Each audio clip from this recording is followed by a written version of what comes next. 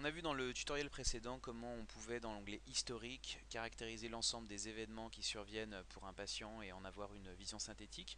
On va passer à l'onglet suivant qui est intitulé comorbidité, qui comprend en fait beaucoup d'éléments contextuels qui peuvent être intéressants dans le cadre d'une étude.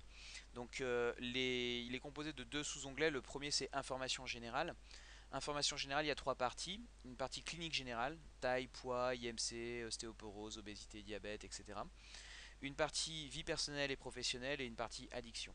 Donc vous voyez en fait quand on arrive dans comorbidité, information générale, on a un tableau avec une colonne d'intitulé ici, puis un tableau qui est vide. Et on a la possibilité soit d'imprimer le formulaire qui va permettre de répondre à ces questions, formulaire vierge, si on souhaite d'abord le faire remplir sur papier avant de le saisir dans Keops, ou alors de directement ouvrir ce formulaire et d'aller remplir à une date donnée toutes les informations qui sont demandées ici, tout en sachant que évidemment c'est optionnel, qu'on n'est pas obligé de venir le remplir et qu'on n'est pas, une fois qu'on le remplit, obligé de remplir toutes les questions. Donc ici on va mettre la date comme toujours, la date à laquelle la saisie est valable, aujourd'hui par exemple. On va mettre la première chose niveau d'études. Donc vous voyez, à chaque fois on a non répondu ou non applicable si on ne souhaite pas le caractériser. Donc niveau d'études, admettons que ce soit doctorat, profession, donc c'est une personne qui peut être par exemple en arrêt maladie. Si elle est en arrêt de maladie, on va quand même lui demander la pénibilité de sa profession, donc par exemple travail de bureau. Une remarque, c'est que si on avait une personne qui était scolaire ou étudiante, on ne va pas lui demander la pénibilité de sa profession. Donc là on se remet dans arrêt maladie. Travail de bureau, l'arrêt est effectif depuis combien de temps? Bon, bah, c'était en fait, ça s'est produit par exemple en mai. Est-ce que c'est une personne accidentée du travail? Si oui, date de l'accident. Bon, mettons que ce soit début mai. Est-ce qu'il y a une maladie professionnelle?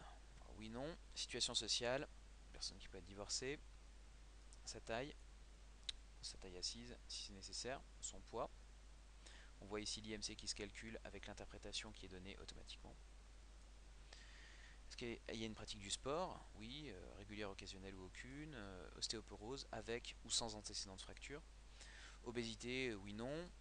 Diabète, si oui, type 1 ou type 2. Vasculopathie, oui, non. Insuffisance respiratoire, si oui, restrictif ou obstructif. Usage de stupéfiants, oui, non. Tabac, nombre de paquets par jour fois le nombre d'années. Alcool, alors les premières règles, date des premières règles. Donc ça peut être cette personne.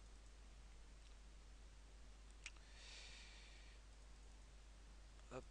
Et ménopause, donc là c'est non. Est-ce qu'elle est enceinte? Non, oui, non. Nombre de grossesses précédentes. Je peux rajouter un commentaire si je le souhaite. Et je valide. Donc une fois que j'ai validé ce formulaire, vous voyez qu'il y a une première colonne qui apparaît avec toutes les réponses aux questions que le formulaire m'a posées.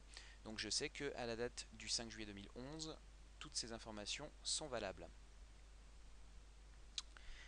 Si je souhaite suivre ces éléments dans le temps, eh bien je reclique sur Nouveau à une date postérieure. Je ne vais pas remplir ce formulaire parce que c'est exactement le même principe. Je clique sur Valider. Et ce qui va se passer en fait, c'est que j'aurai une deuxième colonne qui va se créer. Donc je peux suivre dans le temps l'évolution de chacun des paramètres, notamment si c'est un enfant, de suivre sa taille, l'évolution de sa croissance, etc.